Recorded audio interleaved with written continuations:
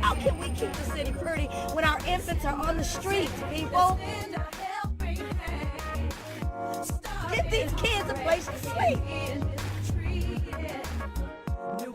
I got something to say. I got something to say.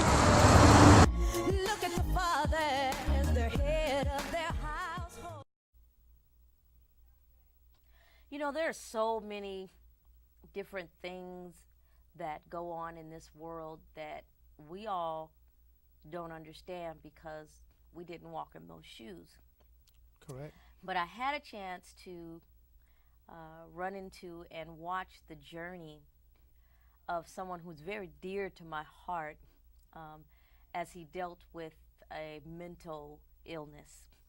And I applaud him today because he came to share with the world the road and the journey that people like himself had to go to and through. Yes. And he's just going to tell you from his perspective. But before we get started, I asked that he would introduce himself and then afterwards just begin anywhere he'd like and tell his story. Can you introduce yourself? My name is Nathaniel Adams. And let's just start from the beginning. What did you experience and how did it make you feel? The experience was terrible. I didn't know that I was sick, and I think that's the case of everyone that is sick. They don't realize they're sick until something tragic happened in your life. And I had a lesion on my brain. I also, during the same time, I had a back surgery, and things just wasn't going correctly, wasn't going right at all. Right. When did you first realize that something was wrong? I can't pinpoint it because a lot of things have transpired during that time, but I felt normal. I had asked my doctor that I had headaches. I suffer from migraines, and when they prescribed some medication for me, for 2 years I was on it, and I thought I was getting better, but eventually it was wearing my body down and making me see things that to me I see, but in reality they said that wasn't there. Looking back, were there any warning signs or No, ma'am, I don't recall any warning sign. Like I stated, I felt normal, but when you feel normal and you think you're normal, you are normal to yourself, but the world still turns and you have to be a part of the world, and I wasn't. You know, I just went to a funeral of an uncle of mine, and he was ashamed of what was going on in his head, and one side of him knew that it wasn't normal, but the other side couldn't help. He was hearing voices and things in his head, and he was so ashamed he didn't get any help until it was too far gone.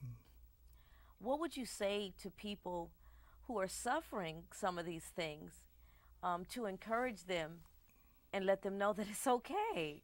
First of all, I think you got to be honest with yourself, and the peoples around you, if they love you, they would help you. My case, I didn't hear voice, I started seeing things. And maybe, in my opinion, they was real to me. But after a lot of psychological testings and stuff, my mental capacity was good, but it still was affecting me, and I needed to get some help. Yeah. It's scary to me because we don't know what people see. And many a times when you're trying to tell that to somebody, they don't believe you. Nope. Because that is like something that seems so far-fetched. Yes, it is. What were some of the things that you saw? I would see people with a normal body but with a big head, and some look like old-time pictures of witches that was in books that you could see, and to me that was just real. Right. Real. It was real. And because it was so real, it had to have caused your emotions to kick in, which would probably be fear, because you don't see those things all the time. No, don't you? You're going from normal to big heads. That would scare the heck out of me, and probably cause me to even digress, go back further than I was. Yes. How did you feel at that time? I was scared. At times I wouldn't go nowhere, but I always relied and not changed my testimony of what I seen. I didn't hear voices, what I seen with my own eyes, and it was really real to me. But no episode happens that I had to defend myself. But I always thought people was following me and doing stuff to me, things to me to make me aggravated, and that's very scary. Now, is that a part of the process? What did the doctors say? The doctor said that whatever I seen to me, but in reality it wasn't so. Right. And so they were the ones to kind of get you to start seeing that there was something wrong? Yes, they did. Okay, and how was your will to understand it and accept it? My will was strong to get some help. I checked myself into a rehabilitation place, and they work with you. But the first thing you have to do in anything is be honest with yourself. You have to let yourself know what you're going through. Right. And when you say that, you realize that what you were seeing, even in your eyes, they were there, but you knew that it wasn't odd. It was very, very odd. Okay, so you knew that. So when you checked yourself, what was the final straw that caused you to go in and check yourself in? You become anxious. I was anxious a lot of times and didn't want to see this. And if I did see it, to have somebody else from the outside looking in instead of me inside looking out to help me with this problem that I have. So you were proactive with yours. Yes. What would you say to those who's not? First of all, I would say, please be honest with yourself, and find people that are your closest relatives or friends or lovers or whatever. They need to help you digest this, and then if help is required, get you some help. Right. Did you destroy anything while you were in those states, but were you trying to figure out what was going on? Were there things that were destroyed personally in your life? No, I still have my license to drive, and Good. that part of it was real. And they seen, because they'll test you to see what your IQ is. And I was taking tests daily, and they couldn't come up with something that I could understand. I was diagnosed with dementia, liver bodies, and schizophrenia, and not knowing where it came from, but it happened. Can you tell the people in the camera that they're not crazy? It's like other illnesses. You get a cold, you get a flu. Yes. You know, some people get leukemia, and some Yes. people get mental illness. It's just an illness. It's just an And illness. is there a cure for it? For mine, I don't think so. They can just be treated with medication. I take medication. Probably have to take it for the rest of my life to help me sleep, and having a good support team. You have to have that. Well, I've been watching. I have to be honest with you guys. I know this guy, and he's come a long ways back to acting his normal self. So he simply said medication. Medication. Just like any other thing, if you have the flu, you're going to take medication. It's nothing to be embarrassed about. No, it's not. It's something to go look for help about. What would you say was the hardest part of that journey? Starting to accept that my behavior had changed, and the next step, I think, was to get the help from the people that are qualified to help you. Get the right people to help you. And I had some wonderful people at the place I was at. It didn't seem like it at first, but they were very caring, and they helped me to associate my reality with the reality that we live in. What about forgiving yourself? Well, How do you deal with that? Because when you're in that state, sometimes you just say some things and you do some things, and you have to kind of go back and clean up. You have to. So how would you encourage somebody to forgive themselves? It's not the worst thing in the world, but it can be if you don't get some help. And like the pastor stated, you have to go back because a lot of the things that was done, you got to try to overdo them, undo it, and then try to make it right and try to pursue each day as one day at a time. But it's doable. It's doable.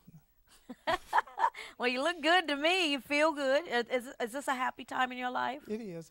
Getting back, I think I lost out on a lot. You will lose out on a lot of things, monetary value of things, but if you have your life with you and have a good support team, I think that you can overcome it. Do you have any spiritual guidance or? Oh yes, I read the Bible a lot. I'm religious. I come from a religious family, and that helps. It really helps. And when you don't know, you ask people that do know, and they will help you with your situation. Not making fun of you or thinking that you are out on a limb or something. I didn't have that, but I knew something was wrong, and just trying to live at it one day at a time now. So the main thing is just being able to recognize that there is a problem, and go do something about it. Yes, ma'am.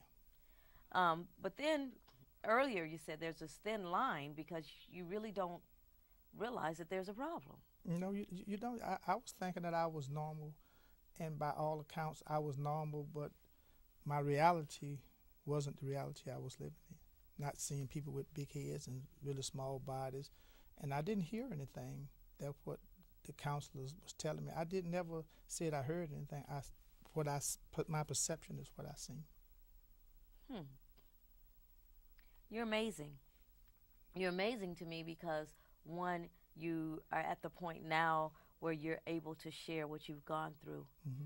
And I know that mental illness is a huge issue.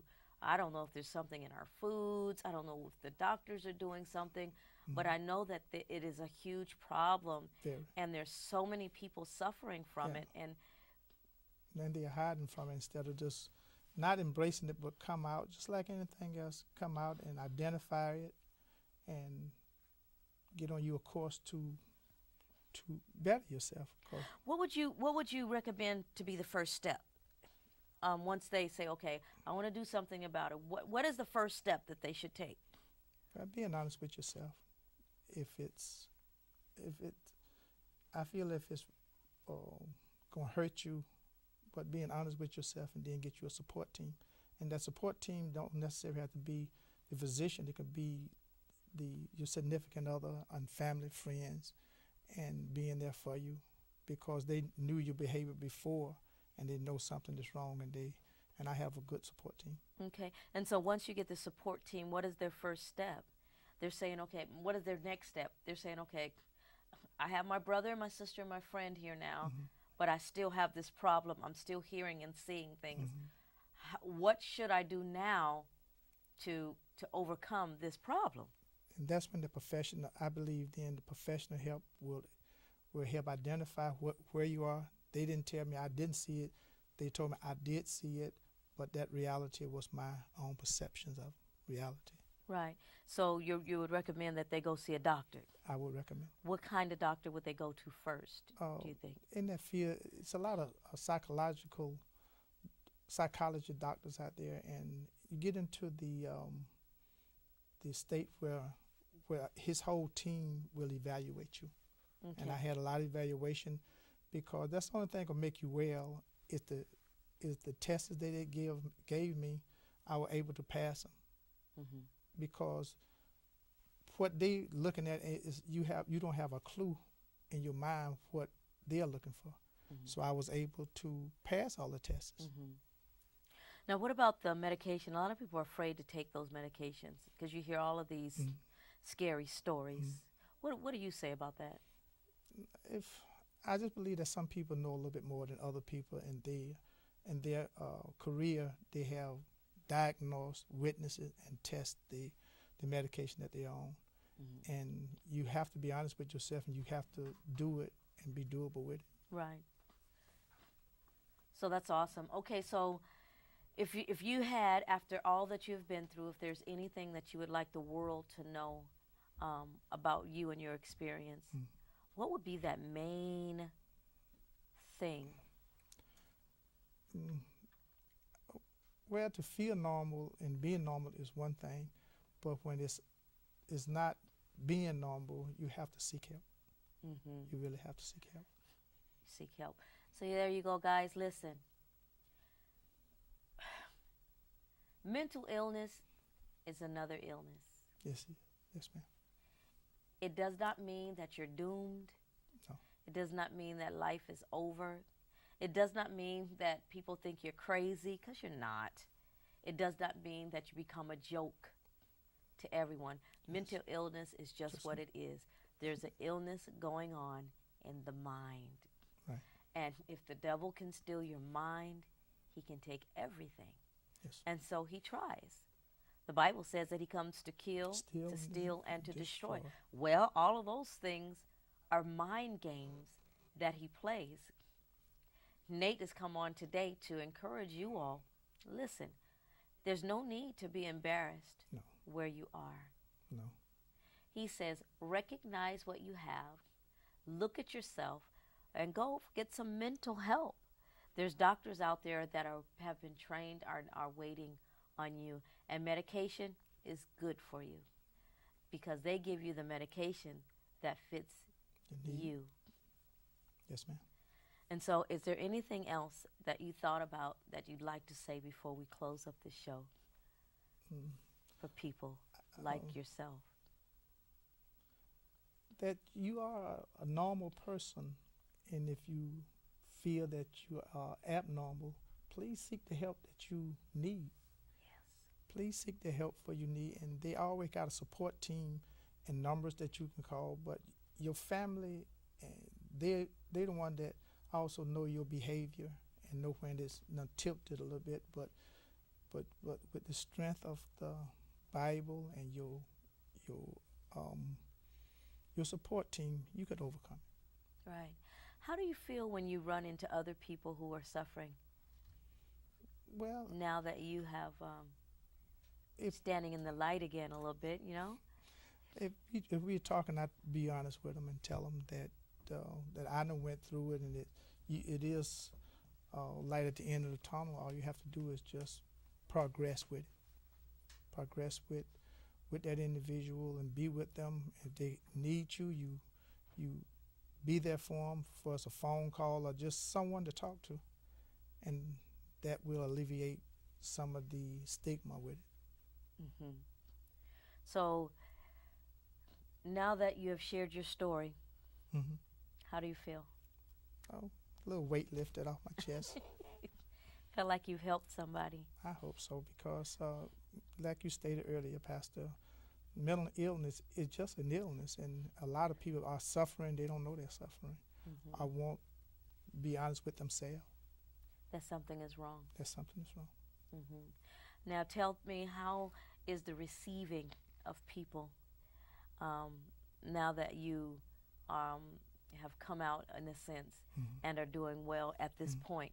How do people receive you? Oh, well, a lot better. And some didn't even know that I was like that. Some of my friends didn't know, but some did, and they would check on you, and that mean a lot.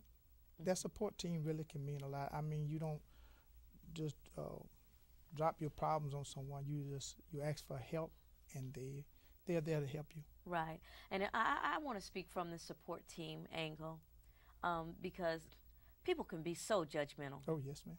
They can come up with they would think you just lost your mind and is nuts and want to give up on you.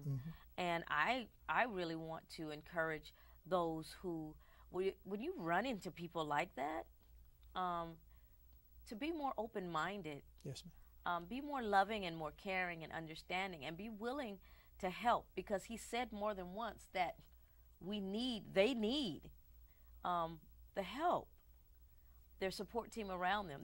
That's a part of their healing. It is. So if we're not there, we're distracting their healing. True. Wow. Well, that's it, guys. This show was all about encouraging others who are going through the same thing. Yes, ma'am. If you're out there and you're struggling with a mental illness, there's avenues out there for you. Yes. You can go see a doctor. Yes. You can call 911. Yes. You can even check yourself into a mental facility. You can go talk to family members and friends who love you Yes, ma'am. and say something's going on. Go to people that you trust. Be willing to say, you know what?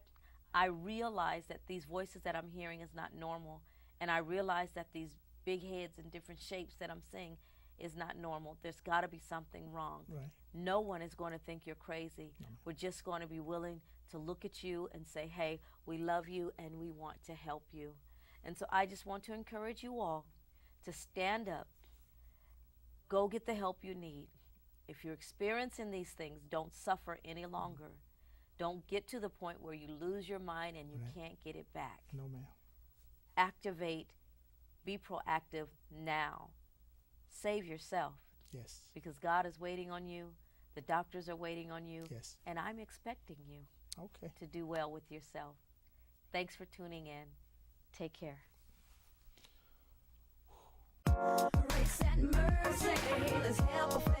How can we keep the city pretty when our infants are on the streets, people?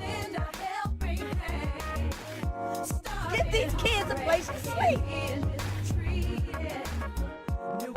I got something to say. I got something to say.